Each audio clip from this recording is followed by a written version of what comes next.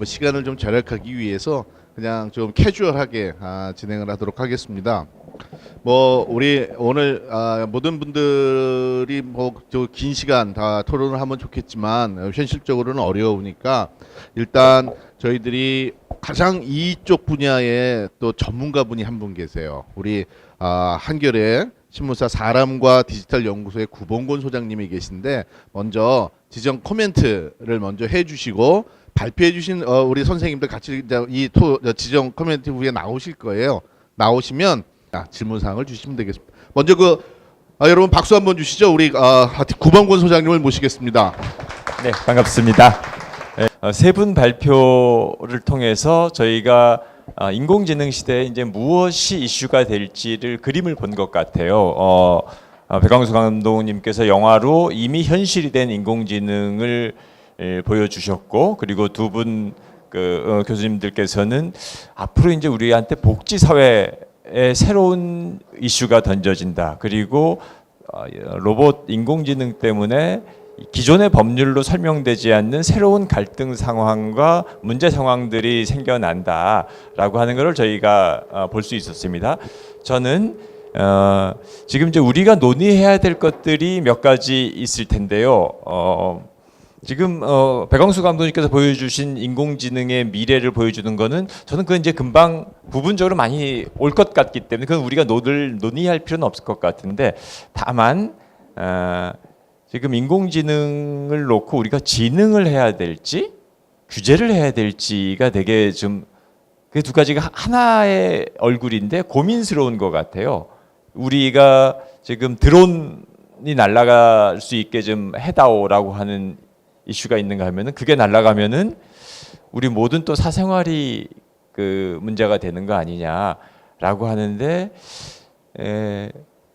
지금 산업계 쪽에서는 이런 이슈들을 빨리 우리가 선제적으로 마련하고 대응하기 위해서는 지능법이 먼저 필요하다라고 이야기를 하고 있고, 규제를 이야기하는 쪽에서는 그것에 대한 안전장치 규제 없이는 산업적인 발전 자체를 할 수가 없다라고 하는 논리가 좀 있습니다. 그래서 저는 이것에 대해서 좀 논의를 이렇게 불 지피는 자리라고 좀 생각을 합니다. 이런 게 우리가 피할 수 없는 현실이 된 것 같다.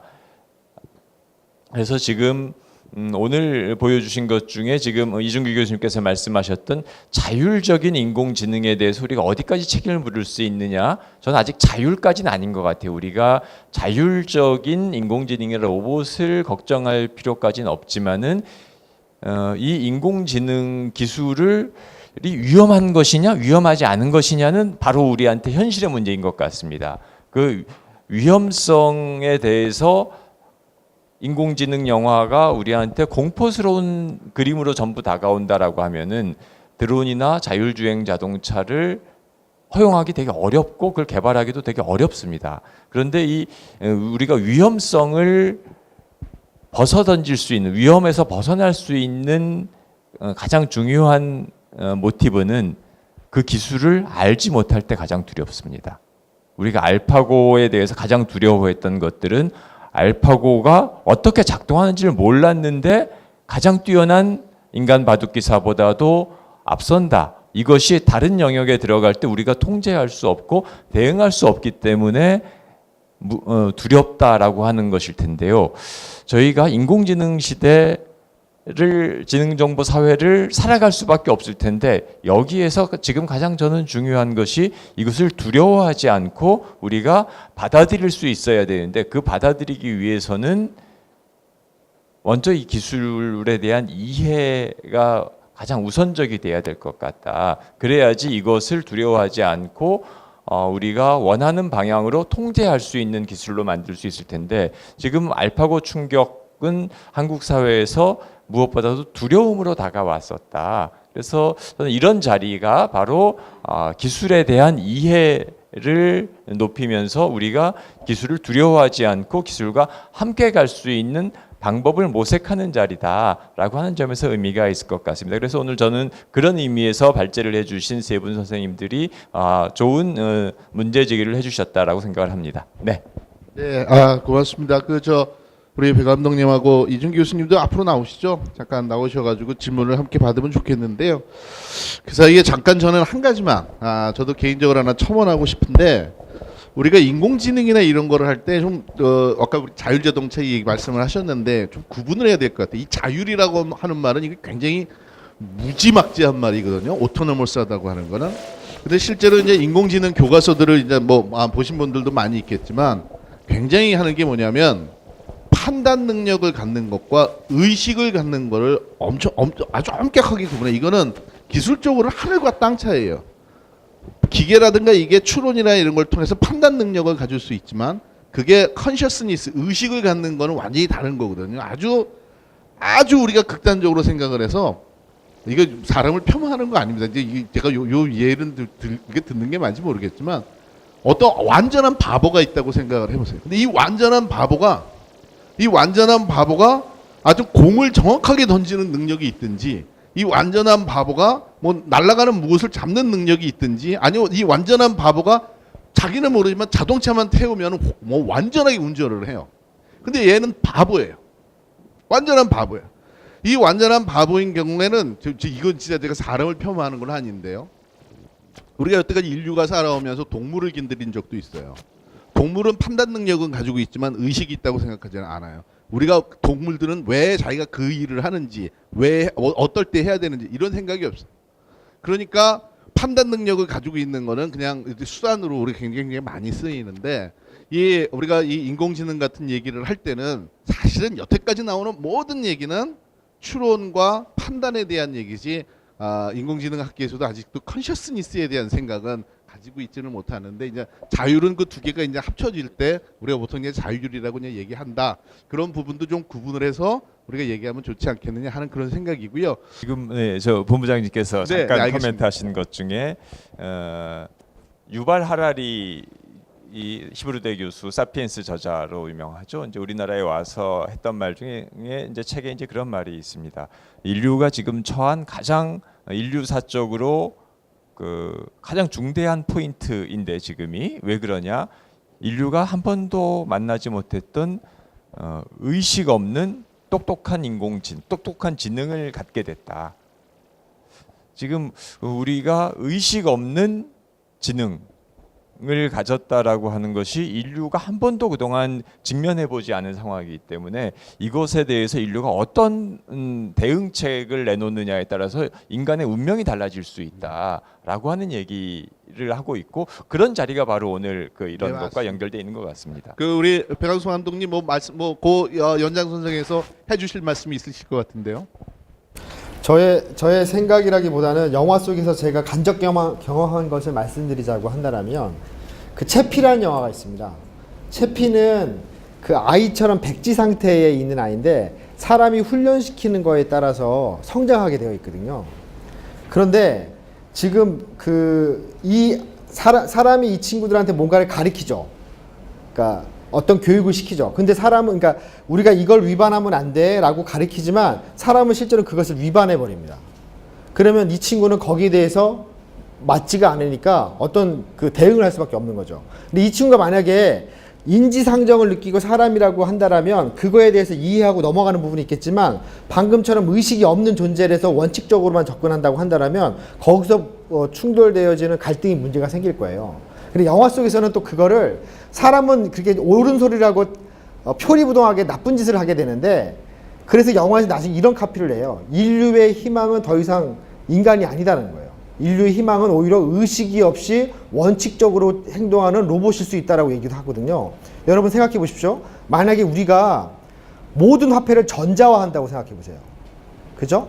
그러면 그 전자화되는 화폐들은 전부 다 그 위치 추적이 가능하고 아마 돈의 모든 그 네이밍이 되어 있을 텐데 그것을 선택하는 것이 과연 우리가 할 수 있을까?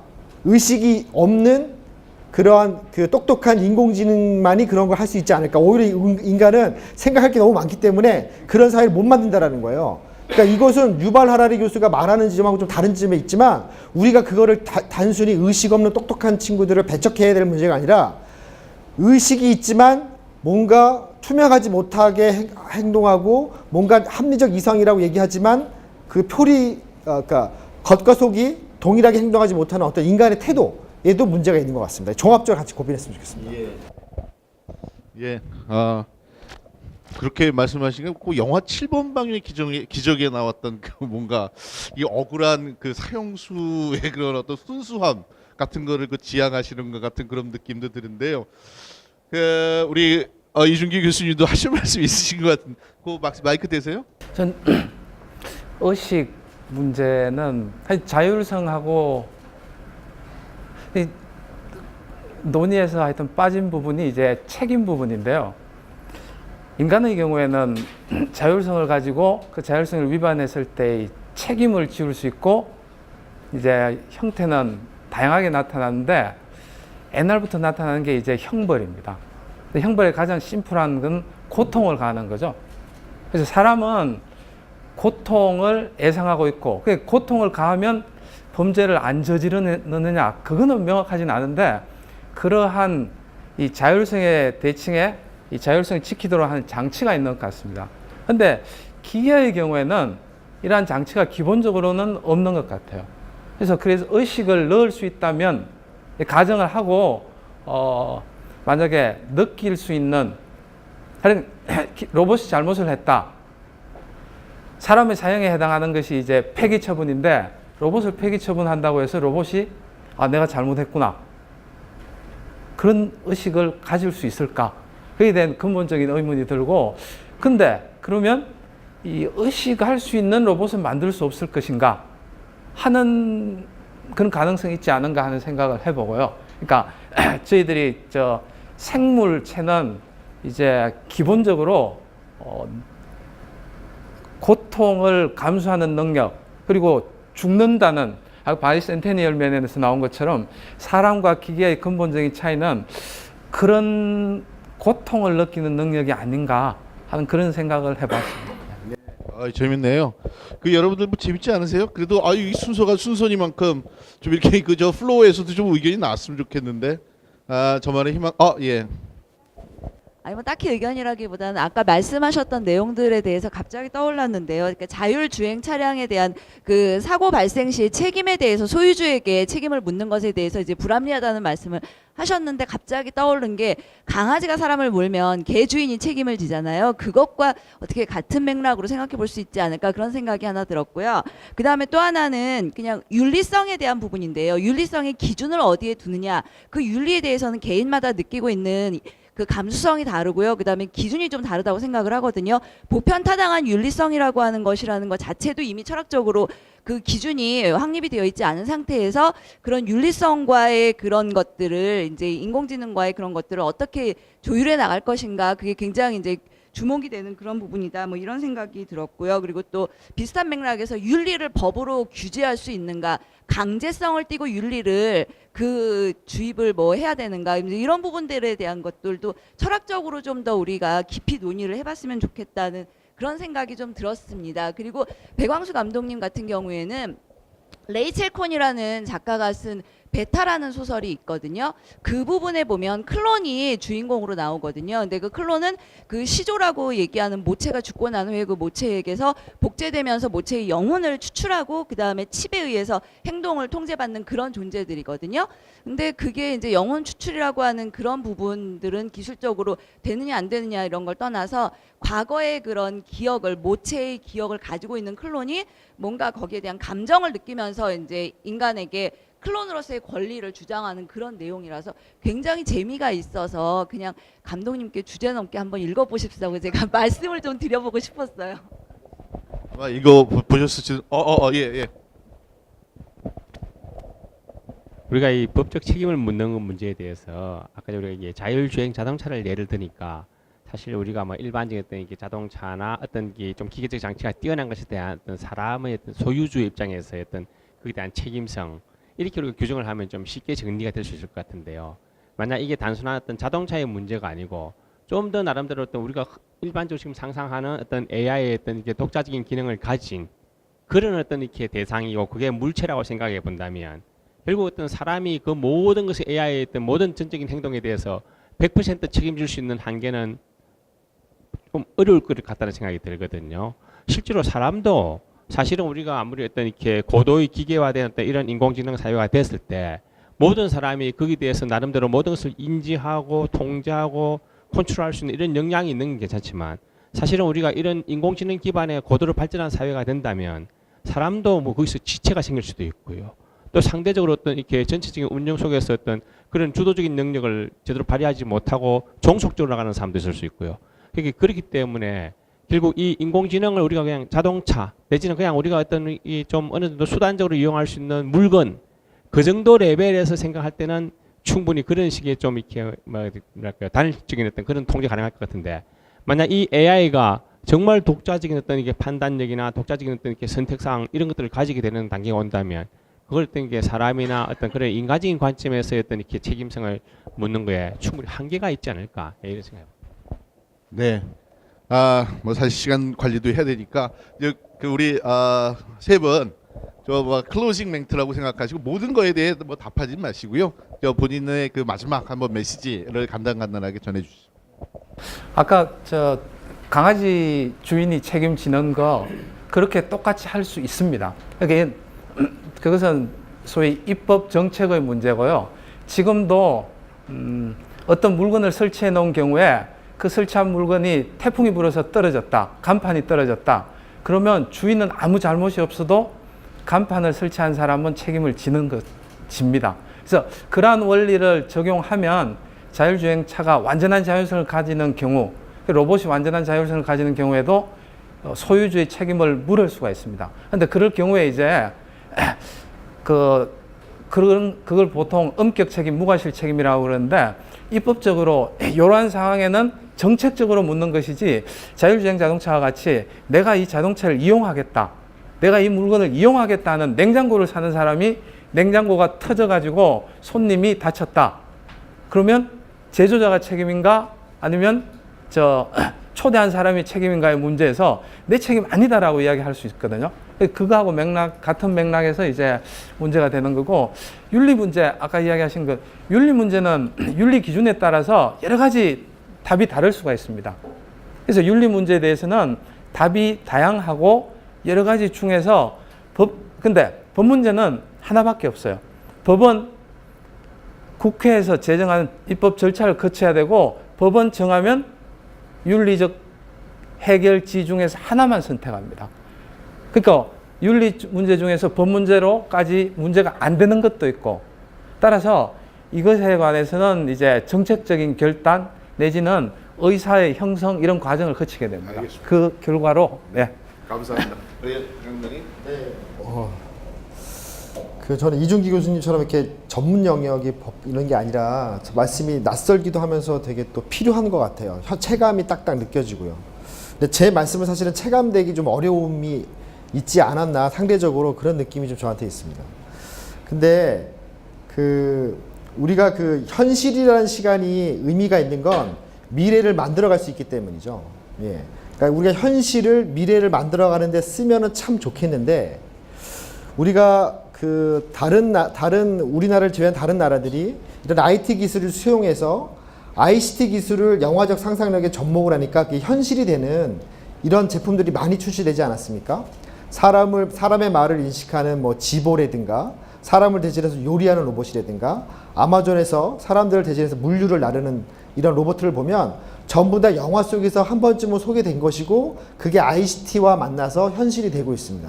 그런데 우리는 그런 시간 동안에 아쉽게도 이 현실을 버티기 위해서 어떤 과거의 향수를 우리한테 위로가 되는 이런 것들을 많이 봤다는 거죠. 어떤 면에서는 우리가 이 현실의 고통을 조금 미래를 위해서 투자하기보다는 이 현실을 좀 버티는 너무 힘든 어떤 그런 면이 없지 않아 있었던 것 같아요. 하지만 이번에 알파고를 계기로 인해서 좀 우리가 미래가 우리한테 의미가 있는 건 우리가 생각하고 계약하는 대로 만들어줄 수 있는 가능성이 있는 시간들이기 때문에 그러한 어떤 변화의 시간들이 앞으로 계속되고 이게 단순간 끝나는 것이 아니라 하나의 문화로서 이렇게 계속 이어지기를 바랄 뿐입니다. 감사합니다. 네, 부사장님. 예, 저희가 알파고 덕분에 재미난 세상을 살고 있는 것 같은데요. 유발 하라리 교수가 얼마 전에 영국 가디언 신문하고 이런 인터뷰를 했습니다. 직업의 미래, 직업의 종말 관련해서 사라질 것이냐, 더 많은 직업이 새로 생겨날 것이냐에 대해서 이것이 마치 양치기 소년의 이야기와 같다. 항상 양이 온다, 늑대가 온다라고 거짓말을 해오던 그 공방하고 비슷하다. 그런데 그 이야기의 진짜 결론은 결국 늑대가 왔다는 거다. 라고 하는 게 그 이야기의 결론이고, 이번에 인공지능이 우리 사회에 끼칠 영향이 바로 그 양치기 소년의 이야기와 같다라면서 이제 이야기를 해요. 근데 저는 그 우리가 지금 무척 그 인류사적으로 격변기를 살고 있는 상황이다. 이것은 위기이면서 동시에 전에 없는 기회다라고 생각을 합니다.